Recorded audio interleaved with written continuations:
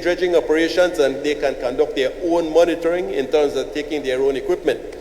I know the Department of the Environment has some of the best water monitoring equipment in the country, so I'm sure that they'll be using those equipment there. The POBL, the Port of Belize will create a monitoring plan in conjunction with our monitoring program with the submission of monthly monitoring reports. That is a standard, that is a must. The data from the monitoring report will be put into a report, and that will be presented to the DOE and through the DOE to the wider environmental community in the country. There will be a security deposit and performance bond which will be put in place to correct any environmental harm. So in the unexpected case that something would happen untoward that we are not foreseeing here, there will be a security deposit and a performance bond. We can expect that to be very high because of the era we are working in, but it's just a part of what the requirements will be. Biodiversity offsets will be put into effect. Now, any port project, any dredging operation will have some unavoidable impacts, but we want to compensate. No, we want to overcompensate. We will be working with the local environmental community to talk about some of the projects where we can implement advantageous environmental projects which will improve the environment of the country. And that completes my presentation, Mr. Neil. In wrapping up, Mr. Neil, I think it's very important for us to say that the developer has utmost interest in protecting the environment. A lot of their businesses depend on the environment and the reef to be intact. I turn over to you now. Thank you so much. Thank you, Alan and Dion. We now go into our question and answer section, and we have slated 2 hours to do just that. I will go over before Mr. Gab, before you start, we have our guidelines. We'd like you, prior to asking any question or making any comments, to please state your name, the organization you represent, if any, and where you live. We also ask that you extend courtesy to our head table, and the same courtesy that you would like respect as well. Make comments and questions based on technical grounds specifically related to the reports, the EIA addendum. I'll repeat that one because that is critical. Make comments and or questions based on technical grounds specifically related to the reports, EIA, and the addendum. Keep comments brief and questions to the point. Please do not use any obscene or derogatory language. We'll start off with fielding questions from 10 people in the room, and then we'll do some via Zoom where they'll have the option of either being voice or video, and then we'll also do some that have been submitted by Google Docs. Go ahead. Good night. My name is Troy Gabb. I'm the project manager for Stake Bank Enterprise Limited, which is the developer that is creating the Port Coral, which is 4 miles off Belize City at Stake Bank Island. Couple of issues. First off, and this is directed to Mr. Herrera. In the first instance, you made the point that the sediments that is going to be disturbed were not coming from anywhere alien. But anybody knows that what you're going to be doing is dredging up settled material that is contaminated with feces, E. coli, et al. That is a fact. You can't argue that because that is exactly what comes out of the sewer ponds that flows into the river in that area. 2, if it is that those sediments that you're talking about that is not alien is going to come on shore at any point in time, and God forbid, we just came out of a storm, if those materials were in front of those Port Loyolan residents who were up in mud up to their ankles, imagine where they would be if that between 7.5 to 10 million cubic meters was in front of them being washed up on the shore, because your own study says that these settlements takes about 10 years before they are settled. So in front of them at the point in time when the storm is occurring, what would have happened to those persons? Three rather, you said that you're going to be using silk screens, and you're going to be using the best silk screens and all of that. Everybody knows that the silk screen would have been no protection to any significant storm like the one we just saw with Hurricane Lisa. So I will leave that as a question, and then I will move on to the DOE. The DOE responsibility by law should look at the environment, the economy, and the social impact. So the environmental impact, the economic impact, and the social impact. I have not heard anything, plus I am in the same business that you are attempting to get in. No one has ever consulted with us, who have over $100 million US invested in the ground right now. There has been no significant economic impact that I have seen or heard of at this point in time. Nobody has consulted us. Nobody has spoken to us. As far as we are concerned, when we speak to the cruise lines, and I speak to every single cruise line, every single cruise executive, I have their email and I have their contact numbers. And every one of them has been saying to us that as far as the cruise industry is concerned, there's going to be no growth over the next 10 years that goes beyond 1.5 million passengers.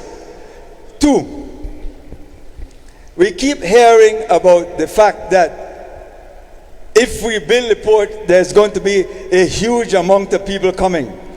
Let's look at the BTB. Just look at the BTB schedule for the next 3 years. Everything is under 700,000 passengers. Every single one of their projection or their schedule that they have programmed for the next 3 years is under 700,000 passengers. That's another fact. Fourthly, Mr. I Gab, ask you one I more. will have to This is my last question, or my last position. Where are going to those passengers and ships are going to come from? Anybody that knows the cruise industry not only knows that they plan way ahead, but it requires to have actual vessels to come here. We keep hearing that if we build these ports, that so much people is going to come. That is a fallacy. That is an economic farce that you all continue to say. There is going to be no more increase in passengers that is going to come to Belize, because cruise ships don't work like that. They don't come to a destination, they go on a route. Thank you and very that's what much. it is.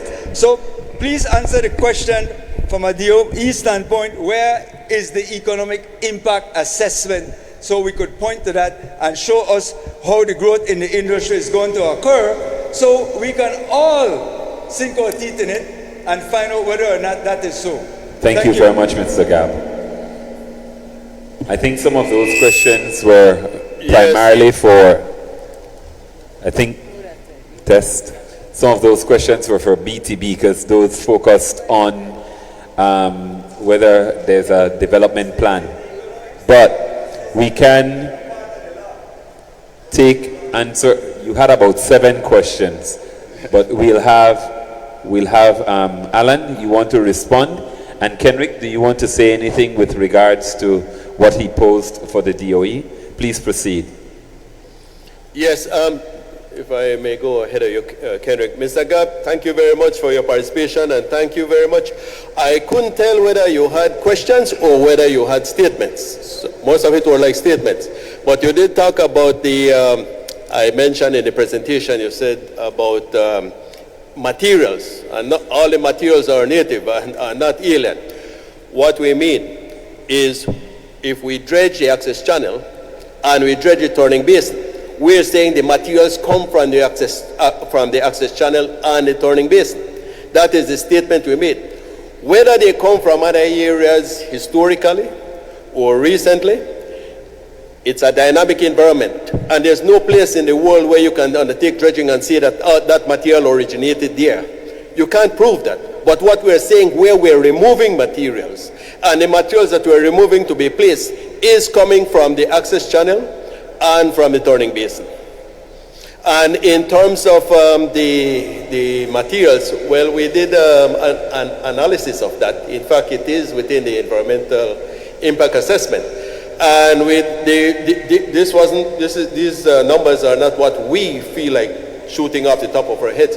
These were done in scientific studies, and the samples were analyzed in a laboratory, and it shows that the materials within the area where we'll be dredging, it shows that that material is not contaminated. Now, there will be some people who will argue against that. I'm not saying no. I'm saying I'm a man of science, and I don't listen to just the opinions of people talking just off their head. I listen to science, and I respect the scientific method. And the methods that we have and the samples that we collected were sent to international laboratories. These are independent international laboratories, and those are the results they give. And the results they give is saying that the material is not contaminated. Thank you. Mr. Greb, thank you so much for your series of questions. We cannot comment on the commercial viability of your project. What we can say is that this is the only project in Belize that brings the nation the bulk and cargo facilities that the country so much and desperately needs. Secondly, this is the only project being proposed that proposes the much needed short-side berthing that the cruise lines want. If you've been talking to the cruise line executives, they've been saying that they require short-side berthings because they cannot tender anymore, and they don't want that for their guest experience. We are also the only project that brings the benefits of cruise tourism directly to the communities that need it the most and the people of Port Loyola.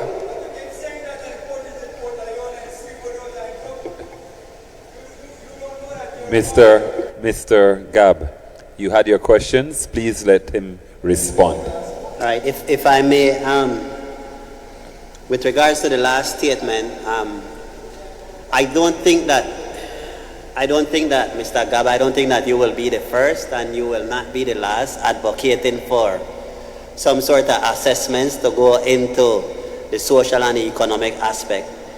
When you look at the environmental impact assessment, it says that the assessment should address key issues in relation to the social and the economic aspect, right? In general, the environmental impact assessment addresses environmental issues, right? It looks at the biodiversity, vegetation, geology, water quality, and of recent up until 2020, the outstanding universal value, right? We have acknowledged that while the information that was submitted in regards to the impact assessment initially submitted, our view is that the assessment of the outstanding universal value in terms of the project towards the World Heritage Site, that it is addressed systematically within the report.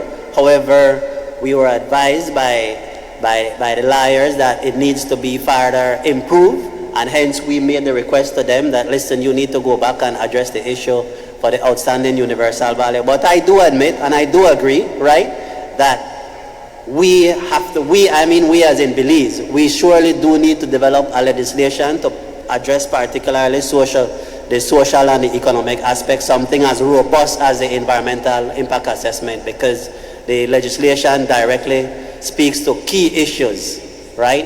And that is what goes into the terms of reference for them to include that in the EIA impact assessment. Thank you very much, Mr. Gordon. Please proceed. We'll give you 3 questions, please. Can you kindly introduce yourself? I had a microphone, I would. Okay, thank you. My name is Gordon Kirkwood. I'm an animal rescuer and I live in Belize City. And I'm sorry I have to sit down because I have a bit of a condition.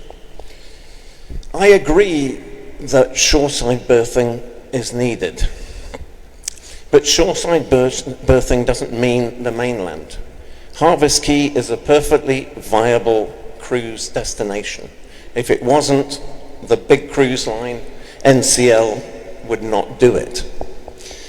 So I challenge you because you say there's no other way of doing it, but already there's Port Coral being developed and online in February.